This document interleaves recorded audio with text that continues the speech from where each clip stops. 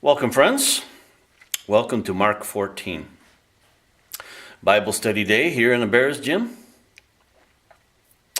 We are winding down to the end of the book of Mark. Today, chapter 14.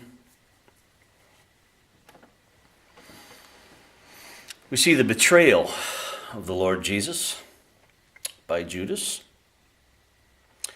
We see the disciples, though having much strength and many instances with the Lord where they've watched miraculous things happen, today their faith and their strength wavers and they run away, as probably we all would have. They did not expect what was about to happen. The Lord told them, kind of prepared them, but they were not ready. So with that, we got a nice long study ahead, so let's get a move on here. Mark 14.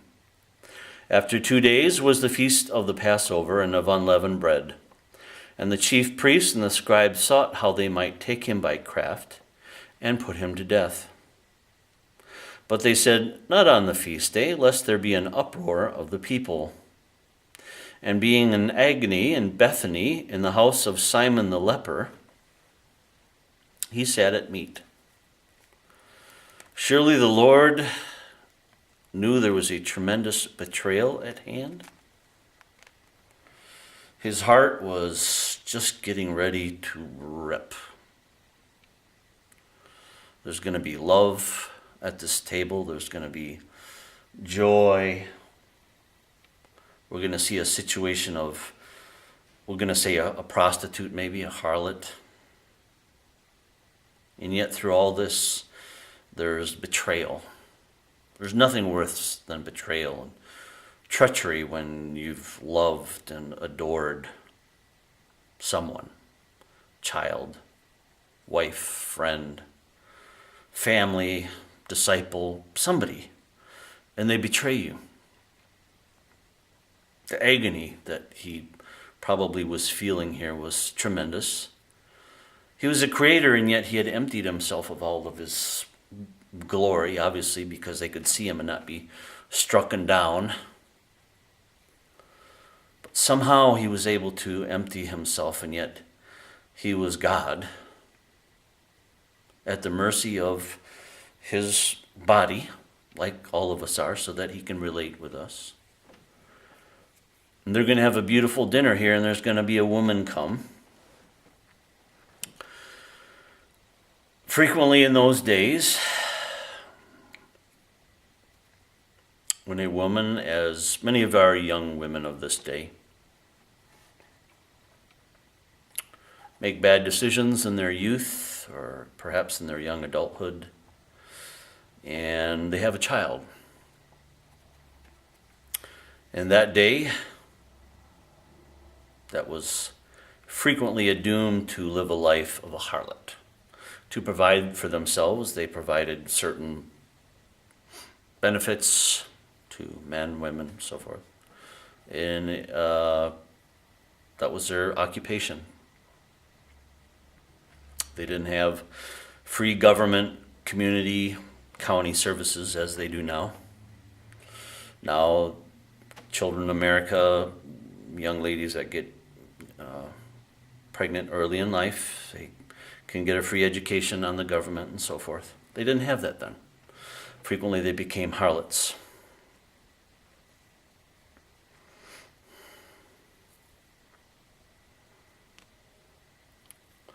And being in Bethany in the house of Simon the leper, as he sat at meat, or former leper,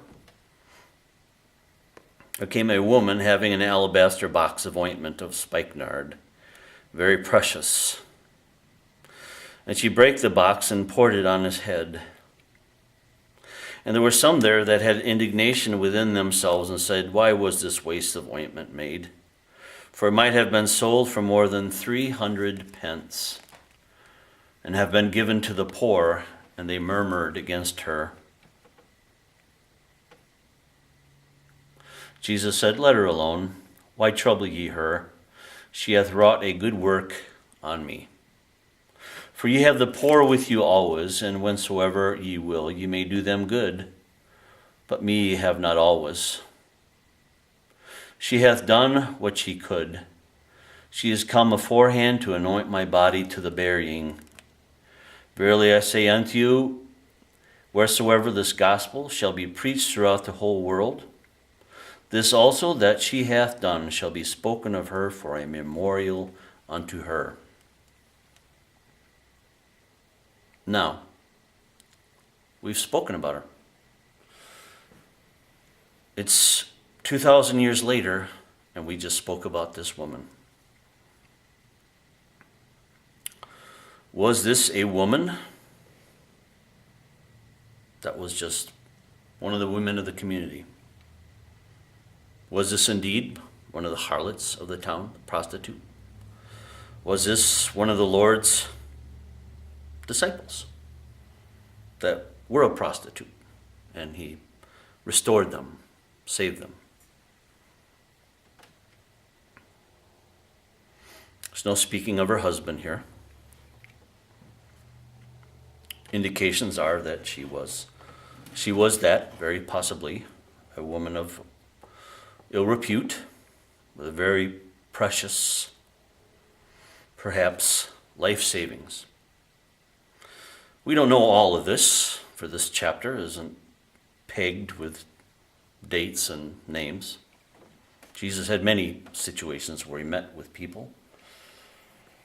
He had a time when a woman came and washed his feet with her tears in her hair.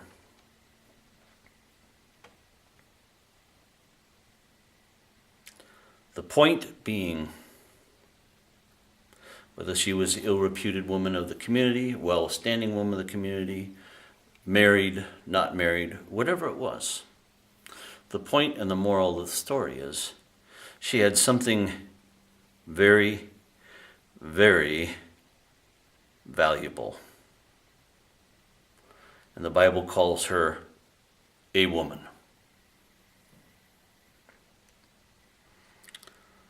She had an alabaster box of ointment of spikenard. And for her, it was probably very, very precious. That was her nest egg, her lump sum to protect her in the day of hardship. And she took it all and anointed the Lord. And now, 2,000 years later, we have spoken of this woman, whoever she is. Let's say we don't compare this to any of the other gospels. Let's just call this the woman. But that's what the Bible says of her, a woman. And wherever she is, now probably in heaven, I believe, we have now spoken about her. This little act of love to the Lord Jesus, we have given remembrance to her 2,000 years later. It's kind of beautiful. So, whether she was one of the women of the community, a prostitute of the community, one of the harlots, somebody just unmarried, perhaps somebody married and they don't speak of her husband. We don't really know any of that. Regardless, she had a very precious thing that she gave wholeheartedly without want to the Lord. And the Lord said, "You will be remembered." We have now remembered her in obedience to the Lord. Judas Iscariot, one of the 12, went unto the chief priests to betray him unto them. Boy, Judas, the money guys, they hate it when people give away money. They say, well, you should give it to me. You know, the televangelist guy. You should give it to me to build a new studio or new church, a new outfit, a new jet. That's what you hear. Give it in faith and God will make you richer. Judas, similar heart, went off to betray him because he wanted his wealth. He's probably very mad that this woman gave her wealth away To him was nothing, to her it was everything to give it to the Lord. So when he gets there, they heard it, they were very glad, and promised to give him money, and he sought how he might conveniently betray him. On the first day of unleavened bread, when they killed the Passover, his disciples said unto him, Where wilt thou that we go and prepare that thou mightest eat the Passover? He sendeth forth 2 of his disciples, and said unto them, Go ye into the city, and there shall you meet a man bearing a pitcher of water. Follow him. And wheresoever he shall go in, say ye to the good man of the house, The master saith, Where is the guest chamber where I shall eat the Passover with my disciples? And he will show you a large upper room, furnished and prepared there, made ready for us. Now, I heard one of my favorite Bible teachers, J. Vernon McGee. He's one of them. Chuck Smith is another one. Very, very good teachers. Both of them are already in the presence of the Lord.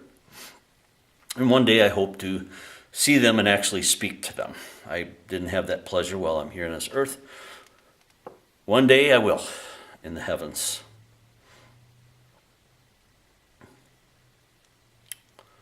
J. Vernon, he believes that Judas was not at the, or he feels strongly that Judas didn't participate in the Passover. Unfortunately, I have to disagree with him. I believe that he probably was. Because he said he wanted to have the Passover with the disciples. Jesus also said, One of you, we're about to read that, who dips the sop with me will betray me. So Judas was ever present there. He was part of the plan there, part of the Passover. His disciples went forth and came into the city, and found as he had said unto them, and they made ready the Passover. In the evening he cometh with the 12, and as they sat and did eat, Jesus said, Verily I say unto you, one of you which eateth with me shall betray me. And they began to be sorrowful, and to say unto him one by one, Is it I? And another said, Is it I? The guilty one knew who it was. Judas knew. And he answered and said unto him, It is one of the 12 that dippeth with me in the dish. So you see, Judas was there as they were having the Passover meal. He was there, dipping the sop, dipping the bread into the little, whatever they have there, the vinegar or whatever. The Son of Man indeed goeth as it is written of him, but woe to that man by whom the Son of Man is betrayed. Good were it for that man if he had not been born. The scriptures had to be fulfilled, but woe to the man that fulfills them. As they did eat, Jesus took bread and blessed and brake it and gave it to them and said, Take, eat, this is my body. Keep in mind, this is unleavened bread. The Passover demanded unleavened bread without yeast, which is a picture of sin. And Jesus had no sin, despite what movies and false teachers tell you. Jesus was sinless, the only man on the earth that was sinless. That was Jesus. It does not say that about Mary. Mary was not immaculately clear and clean. She was a good woman, okay?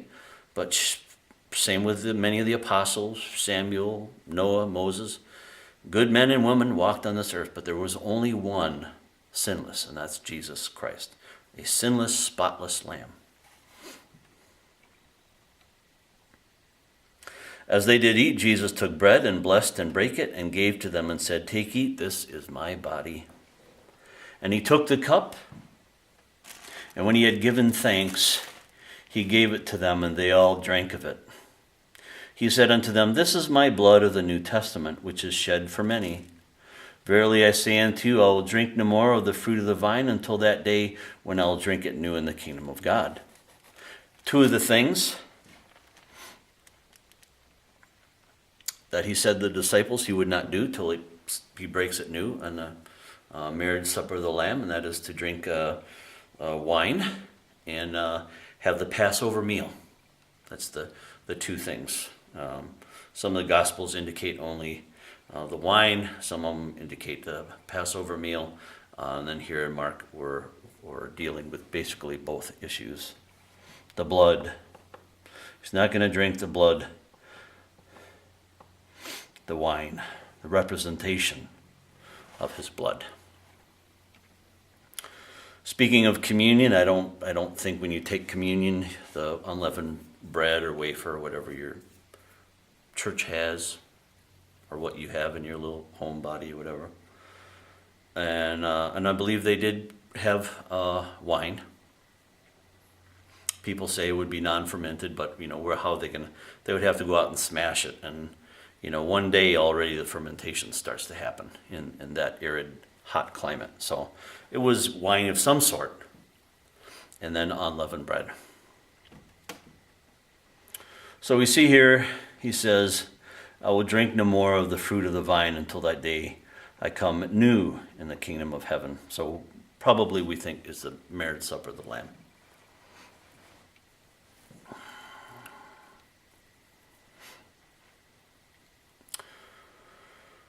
When they had sung an hymn, they went out into the Mount of Olives. Jesus saith unto them, All ye shall be offended because of me this night, for it is written, I will smite the shepherd, and the sheep shall be scattered. Fear. Fear runs rampant with them. It's unfortunate, but you know what? We would have probably done the same thing. When you think the Lord is going to be your new king, and all of a sudden the soldiers come and drag him off to be, that going to be executed, what would you think? You would be devastated. And that's what happened. They were devastated.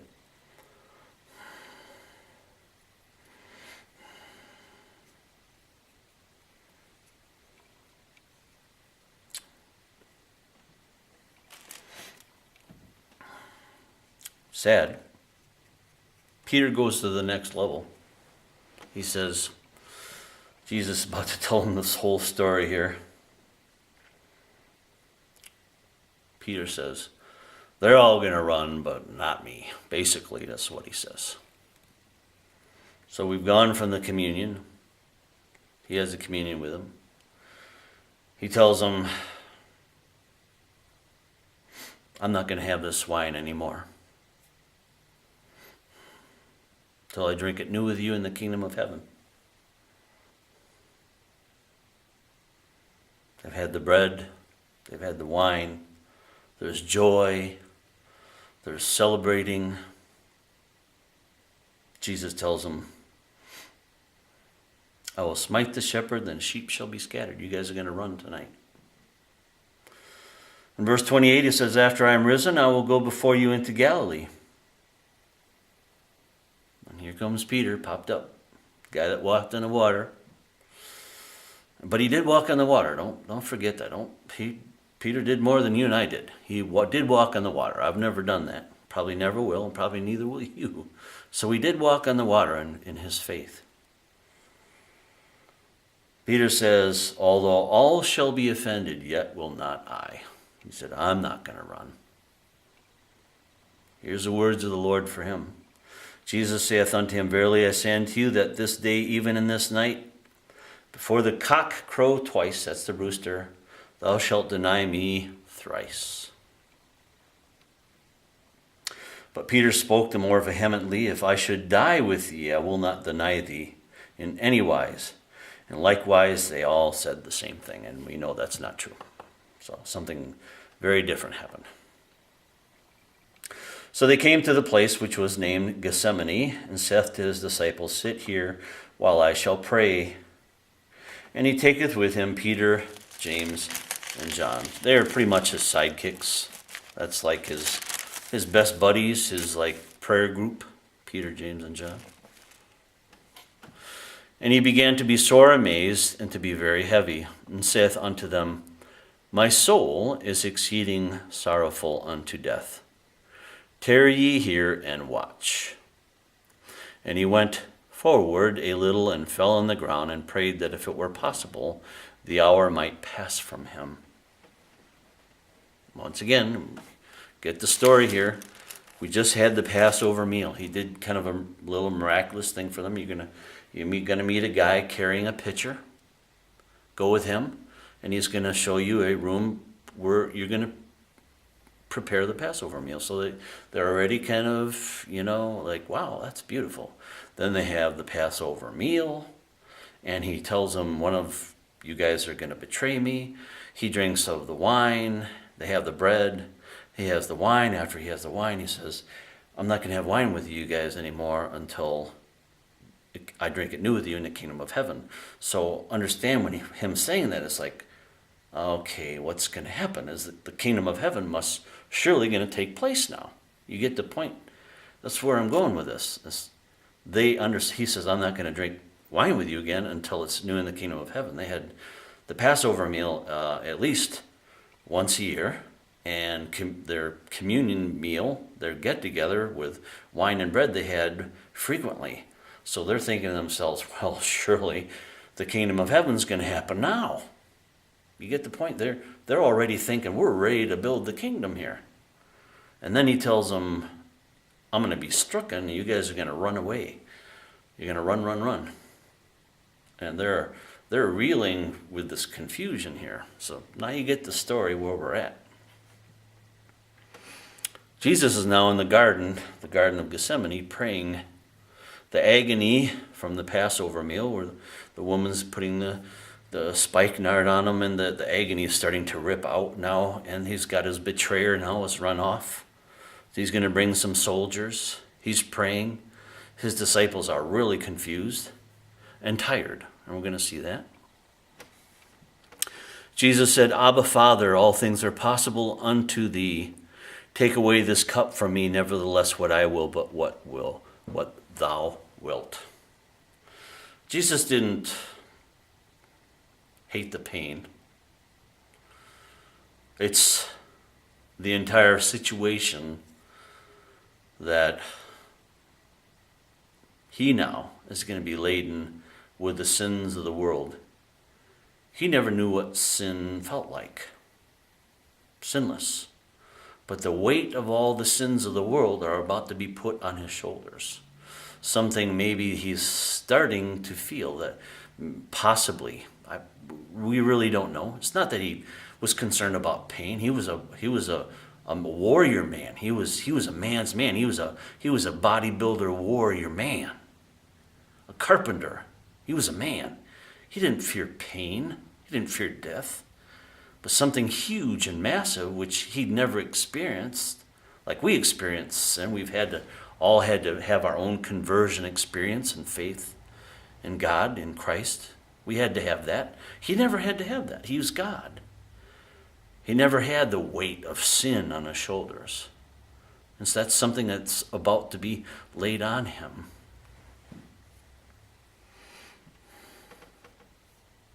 He cometh and findeth unto them sleeping. Said unto Peter, Simon, sleepest thou? Couldst not thou watch 1 hour? You who are not going to run away. Watch ye and pray, lest ye enter into temptation. The spirit is ready, but the flesh is weak. Isn't that true? We say, we're going to do this, we're going to go out, and when it comes down to it, we say, man, we're tired and we're hungry and we got no money. Let's go. All right? That's our human flesh. Again, he went away and prayed and spake the same words. And when he returned, he found them asleep again. For their eyes were heavy. Neither wist they what to answer him. They didn't know what to answer him. He cometh a third time, saith unto them, Sleep on now. Take your rest. It's enough. The time has come. The hour has come. Behold, the Son of Man is betrayed into the hands of sinners. Rise up, let us go. Lo, he that betrayeth me is at hand. Pretty soon old Judas is going to show up. And here he comes.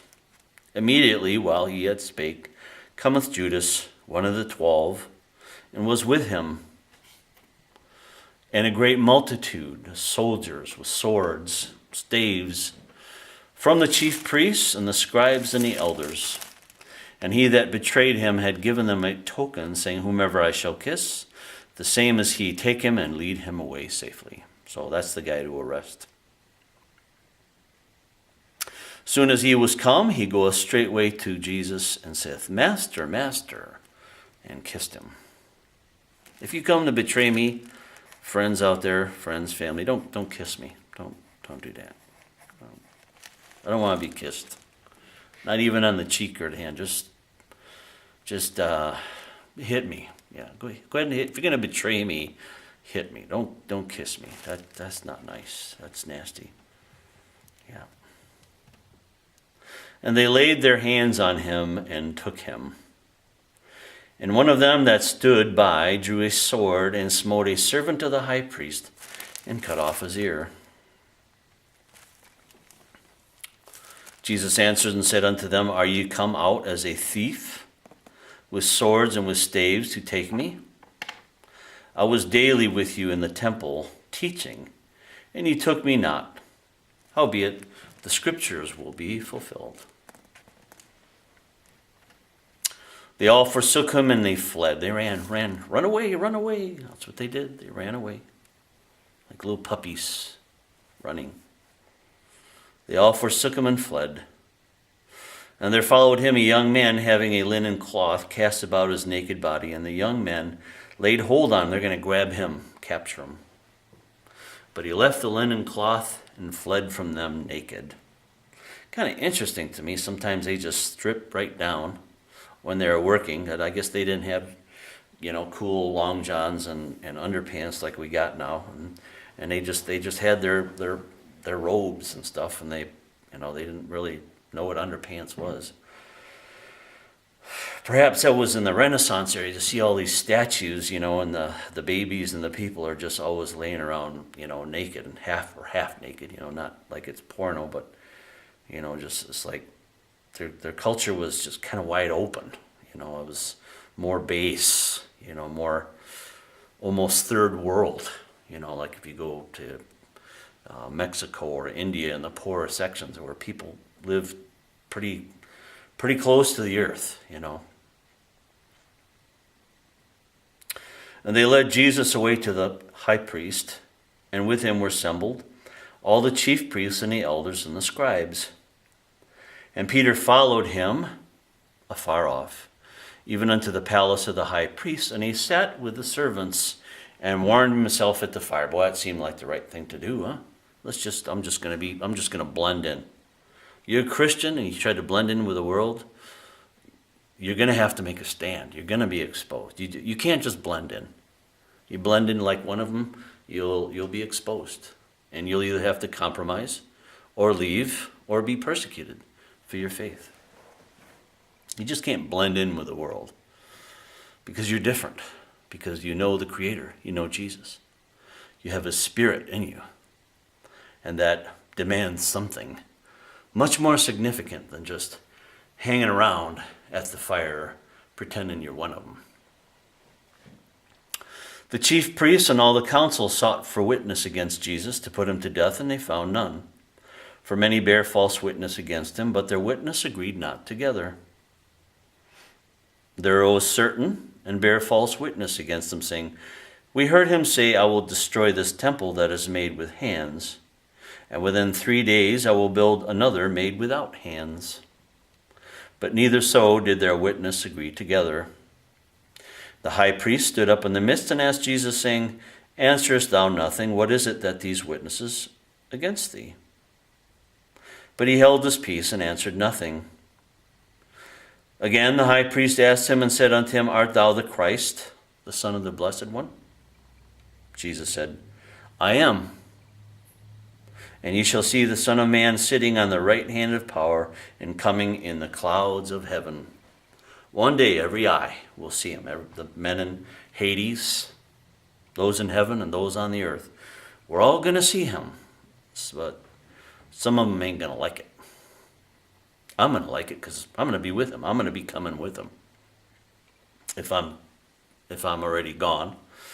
And I'm going to be coming with him. We're going to be seeing the Lord. Because in reality, I'm pretty sure all of us are going to see this event.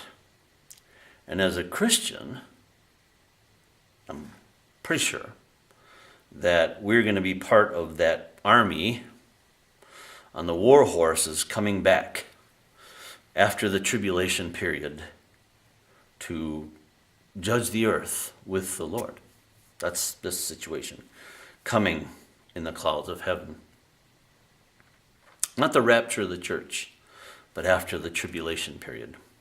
And by that time, I believe all the Christians will already be caught up to heaven.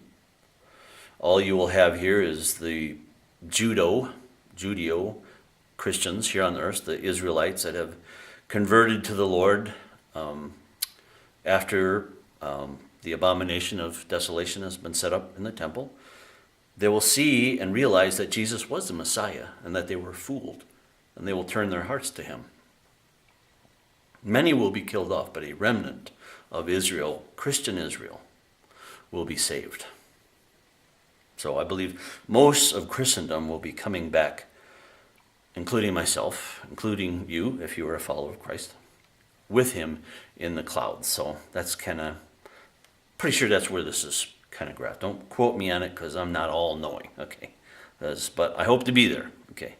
And as a Christian, I believe that we will, all of us. So there's a few that probably won't. There's a people group that is killed during the tribulation, that we're going to see them in the heavens. We got the Jewish people on the earth. They're going to be converted, but then they will be protected here on the earth. And then you have the church that's already been caught up together in the clouds and with the Lord already. That's before the tribulation, before the abomination of desolation. But anyway, that's a long talk. We'll have another day. Then the high priest rent his clothes and said, "What need we of any further witnesses? We have heard the blasphemy. What think ye?" And they all condemned him to be guilty of death. Isn't that interesting? His views and the fact that he was the Son of God, the Creator, meant he's to be put to death. Boy, that's brazen. That's blasphemy. And some began to spit on him and to cover his face and to hit him and say unto him, "Prophesy." And the servants struck him with the palms of their hands. Now Peter was beneath in the palace, and there cometh one of the maids of the high priest. When she saw Peter warming himself, she looked upon him and said, "Thou also was with Jesus of Nazareth." But he denied it, saying, "I know not, neither understand what thou saying. I don't know." Nope. And he went out onto the porch, and the rooster crowed. A maid saw him again, began to say to him, "This is one of them." He denied it again. A little later, after that, they stood by, and they said again to Peter, "Surely thou art one of them, for thou art a Galilean. Thy speech pointeth thee out." But he began to curse and to swear, saying, "I know not this man of whom you speak." Then the rooster crowed a second time. And Peter called to mind the word that Jesus said unto him, "Before the cock crow twice, thou shalt deny me 3 times. And he thought thereon, and he wept. And he should weep. He thought more highly of himself than of the other disciples. He said, "No, I'm not going to run away. I won't deny you." Guess what? He denied him. So, walk in faith, walk in strength, take on the word of God, be ready to chasten, reprove, instruct, love, everything. Always be ready. Always be ready. So, Mark chapter 14, hope you've enjoyed, hope you've learned something. I've learned something, we've all learned something, and hopefully next time we're going to crank on through chapter 15. We're going to see the crucifixion next time. So from the bear's gym, from the bear's den of discipline, God bless you. Until next time, we'll see you.